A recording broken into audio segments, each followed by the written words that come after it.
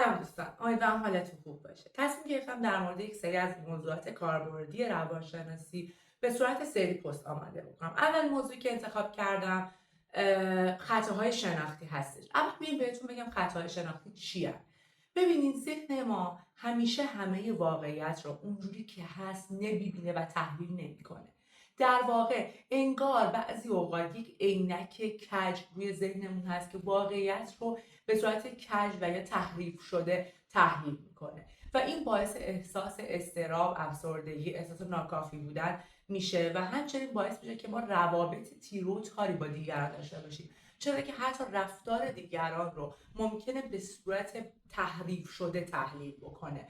چرا مهمه که ما خطاهای شناختی رو بشناسیم؟ چون با شناختن خطاهای شناختی و حتی مچ خودتون رو گرفتن در اون شرایط، یعنی فقط در اون لحظه به خودت بگی این یکی از اون خطاهای شناختیه، تا درصد خیلی بالایی میتونه توی رفتارتون تغییر ایجاد بکنه، توی عملکردتون و توی تفکرتون تغییر ایجاد بکنه. پس زمانتون رو بذارید برای هر پست، شاید در حد 1 یا 2 دقیقه وقتتون رو از اینجا به بعد ببره، ولی در عوض بیاید روی رفتارتون تغییر رو ایجاد بکنید. این خیلی مهمه. میخوام این مثال از خطای شناختی بزنم که بهتر باش آشنا بشید. مثلا من اگر یک بار پشت ترافیک بمونم و به خودم میگم وای من اصلا نمیتونم ترافیک رو تحمل کنم، من دیوونه میشم توی ترافیک یا من حالم بد میشه توی ترافیک. خب این دو تا اتفاق داره میفته. اولش اینه که من بارها و بارها پشت ترافیک موندم و دیوونه نشدم، حالم بد نشده و صرفا این تحلیل و این تفکر و این باور که من پشت ترافیک دیوونه میشم تو اون لحظه به خودم یادآوری میکنم این موضوع رو و بعد حالمو بد میکنه، تحمل اون لحظات رو برای من سخت میکنه، در صورتی که من بارها این اتفاق افتاده که پشت ترافیک موندم و دیوونه نشدم.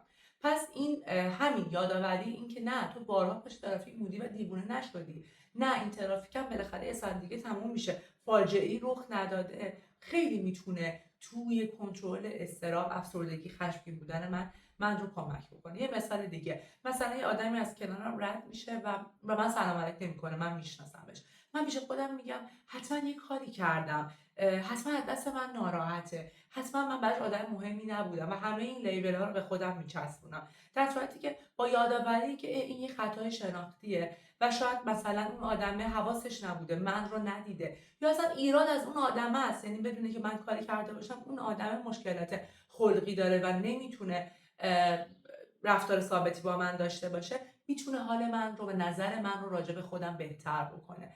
پس با من همراه باشید تو این چند هفته آینده که هر کدوم از خطای شناختی رو در حد 1 یا 2 دقیقه توی هر پست هر روز ببینید. مرسی.